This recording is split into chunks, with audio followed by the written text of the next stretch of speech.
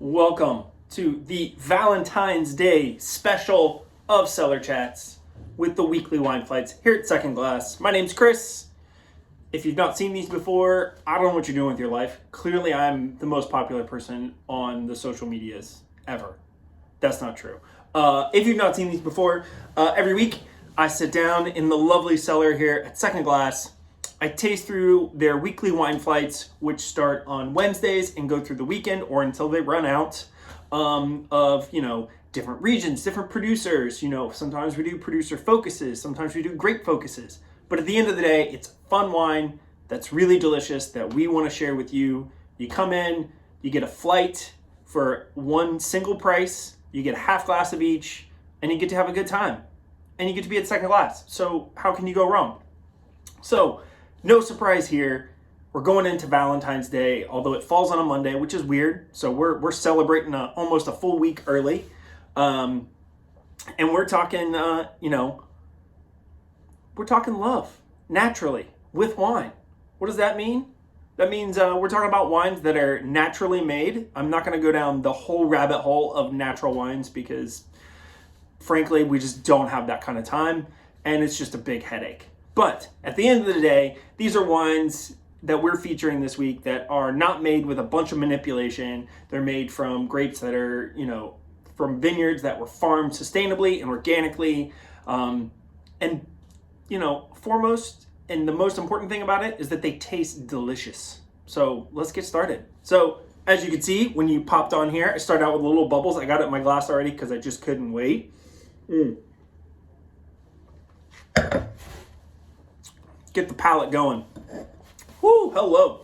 All right, so we are doing fan favorite, house favorite, one of Celeste, the owner of Second Glass, favorite producers and favorite bottles of Pet Nat, the Michael Cruz Valdegui Pet Nat. Now this is a bit of a one-off, so that'll be a bit fun to talk about because he's always made a Valdegui Pet Nat, but this one's a little different this year and we'll talk about that.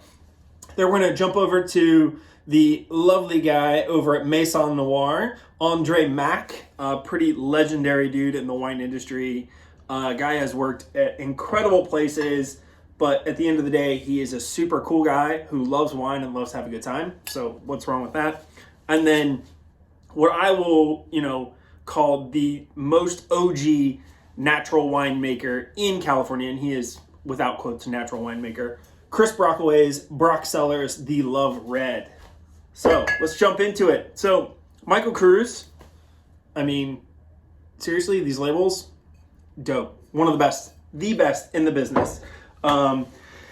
He's a bubbles sparkling wine specialist. He never really set out to be that guy. But he really loved champagne, fell in love with grower champagne, and decided he wanted to make great bubbles in California. And then across all spectrums, he makes traditional method, he makes Pet Nat, and I think he makes all of them incredibly well. At the end of the day, Michael, he's a scientist at heart. That's what he went to, that's what he studied for. That's what, he worked as for a long time. So he comes to this with a scientific background, but he also just really loves experimenting and pushing the envelope. And the Pet Nats, for me, his are the pinnacle of great Pet Nats. They're super clean.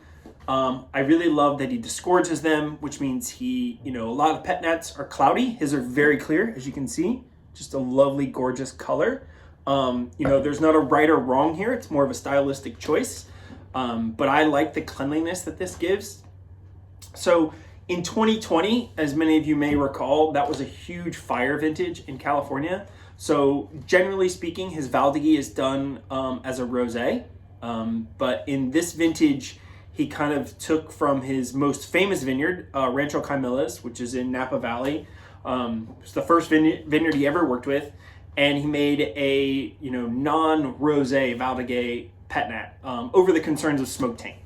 He wasn't really sure. He didn't want to risk it. So he did just direct press off the skins, native fermentations, bottles it, lets the fermentation, finish in the bottle. He riddles them, disgorges them, caps them up, and delivers this delicious kind of savory and bright citrus raspberry characteristic. I will say this to the day I die, although it's not very like Valentine's-y, pet nat and tacos is a thing. If I was rich, I think I would open a pet nat and taco joint because I think that would be awesome. I think they go super well together. The flavors work well together. And, you know, bubbles and tacos, how do you go wrong with that? I don't know. If you don't like that, you are watching the wrong show. I'll tell you that much right now. It's just so good. There is a characteristic here that I'm going to point out, and some people may like say, oh, I don't really think I would like that, but I think you need to try it. It's got a really lovely, like, soft radish character to it.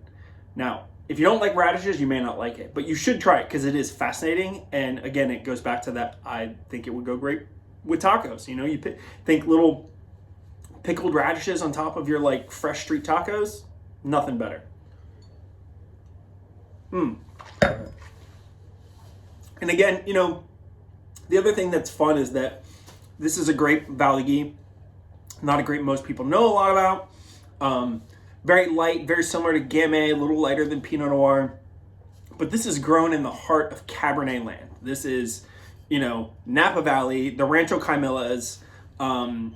If I'm not mistaken, I believe this vineyard historically actually used to go into a Robert Mondavi wine, which was called Napa Gamay, for a very long time, because that's what they used to call Valentine, because it was very similar. They didn't actually know what it was. And back in like the 80s, maybe even early 90s, the Mondavis actually bottled a Napa Gamay, and I believe a good portion of it came from this vineyard. So that was Michael Cruz Sparkling Valentine Rancho Caymilas, the 2020 vintage. Next up, we're going to roll into our buddy Andre Mack over at Maison Noir. Now, Andre, you know, cut his teeth working in restaurants, being a sommelier. You know, he went that route. He did some amazing work. He worked at the French Laundry. He, I believe, was the opening beverage director for Per Se in New York. You know, serious chops in the wine world. But he's always had a love for, you know, kind of streetwear and art, and he does all these really fun things. You know, he has a huge like t-shirt brand. He makes awesome, super fun like wine-centric t-shirts. I can't drink and talk at the same time. It wouldn't be pretty if I did. So, but you know, a handful of years ago back, he wanted to start a little project. He did work some time. He did some time up in Oregon working, and I think he ran a beverage program up there at one point. I don't remember the full backstory, but anyways, really loved the wines, and he wanted to do something up there. So he started what I think was originally called Mouton Noir, and now has changed over to Maison, because, you know, Maison in French usually refers to, you know, a domain, a second label from a domain where they purchase fruit. You know, it's not a house. It's, you know, they're kind of merchants buying fruit. So he buys all of his fruit, works with all sustainably farmed vineyards, and just makes these really fun, you know, delicious, representative of the area. But he kind of takes the stuffiness out of it with these crazy fun labels. Like, I mean, label is called Love Drunk. And what does it say? When reality is better than your dreams. You know, and it's one of those like kind of like punch to the face of the snobby upper echelon of wine, which can be a little stuffy and unfun. Like, hey, just because, you know, the wine is a little kitschy and looks a little punk rockish doesn't mean the wine isn't delicious, and this is a great argument for that. So here's the Andre Mack. Let's give it a smell. I'll give you a little info on it. Wow, a little like citrus raspberry, touch of herbaceousness. Again, we're talking from 100% Pinot Noir from Oregon. So I think all of his wines are done in Oregon. You know, he does a rosé, he does a regular Pinot Noir, he does Chardonnay. And then I think he does a handful of other like kind of not random, but kind of oddball like bottlings of different stuff that he's just kind of jonesing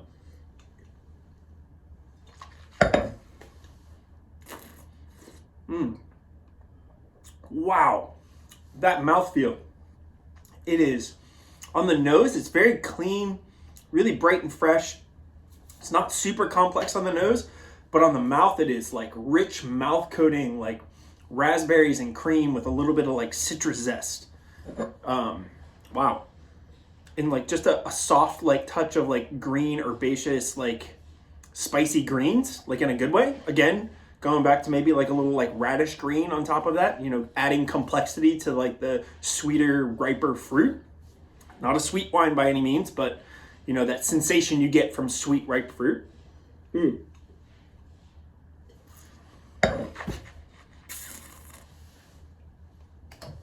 Andre, man, loving these. Guy is awesome, super amazing, great wines. I'm excited that we're doing that. That's excellent. All right, let's roll into the rounding it all out. The very much legendary Chris Brockway, the Brock Cellars, his Love Red. Now the Love series wines are not, I wouldn't call them new, but they're not like his OG bottlings. So Chris Brockway got to start basically in 2004. One of the original kind of, natural wine, up and coming newcomers to California that instead of focusing on having a beautiful, vineyard and an estate and a domain, he was like, look, I'm going to treat this like, again, going back to the Maison from Maison Noir, I'm going to treat this like a negociant. I'm just going to go find really amazing vineyards and, focus on great sites, great farming, and make all my wines without any intervention. He's, as far as I know, I'm sure there were people doing it before him, some really legendary guys. I mean, off the top of my head, Phil Couturi at Phil Couturi Wines has been doing it for a long time. No added enzymes, no added yeast, basically adding nothing to the wines and letting them do their own thing and just using really precise winemaking techniques, which means like paying attention and ensuring that, things don't go out of whack and really letting the wine do its own thing and making sure you have super clean, well-farmed fruit that's not full of chemicals that is going to ferment to a beautiful wine. And Chris was really one of the first. And, he started, and he still is based in Berkeley, California, in a warehouse. And that's where he makes his entire production to this day. And he was one of the first guys to really kind of do that. At least to come onto the scene. Now his Love Red, which was the first Love bottling, he does a rosé, and I think he might do a white, might do a pet nat. I think he does one in a can. I mean, the guy never stops, let's be honest. Mostly Carignan, a little bit of Zinfandel, and some Grenache Noir.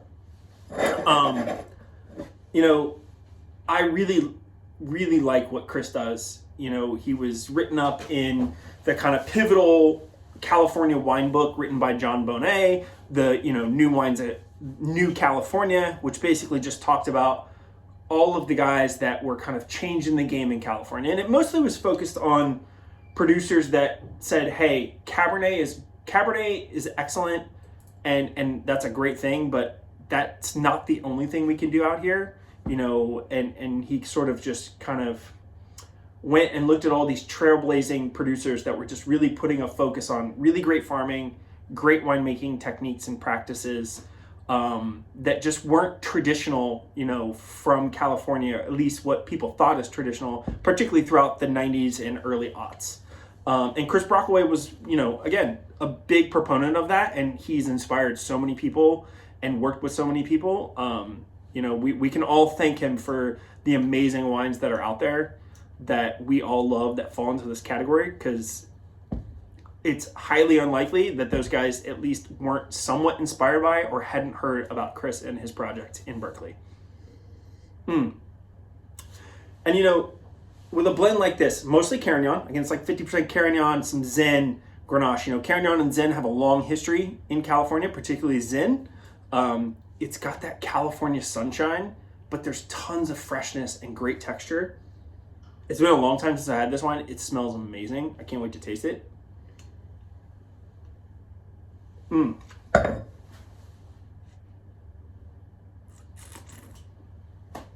Wow. Yo, Chris, for you, my friend, that is, that's exceptional.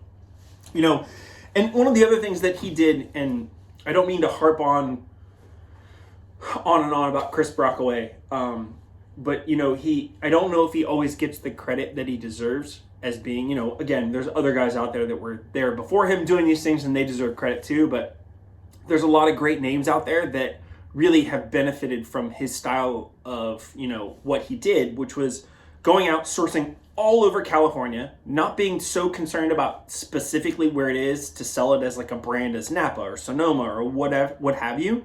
Just focusing on great vineyards, good farming, and making a wine that is delicious, approachable, and doesn't have any nonsense. And my hat's off to you, man. This red is delightful. And I think anybody who says, oh, I like red blends, or I just really enjoy a nice fruity, not fruity. It is fruity, but a nice, easy drinking red wine from California, this hits all the marks and is just crazy good. So you need to come in and have this. So let's do the wrap up real quick. First on the weekly wine flights this week, it's Cellar Glass. Woo! Apparently I've had more to drink than I thought. Cruise Wine Company, the Valdegui, Rancho Caimella's sparkling, just lovely, lovely bubble juice. Love Drunk from Maison Noir, Andre Mac, killing it, guy. Love it.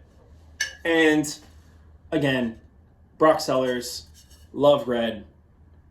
And, obviously we got the theme. We got some Love Drunk, we got some Love Red, and we have excellent bubbles. I mean, what else do you need for Valentine's Day? So grab your date. If you don't have a date, you don't need one. Come by yourself. Be your own date because you're that awesome and you deserve it. Have a flight, have some food. You got the Valentine's Day dinner menu. I think there's still seats left for that. You should jump on that. Regardless, take care of yourself. Have a happy Valentine's Day, and I'll see you next week.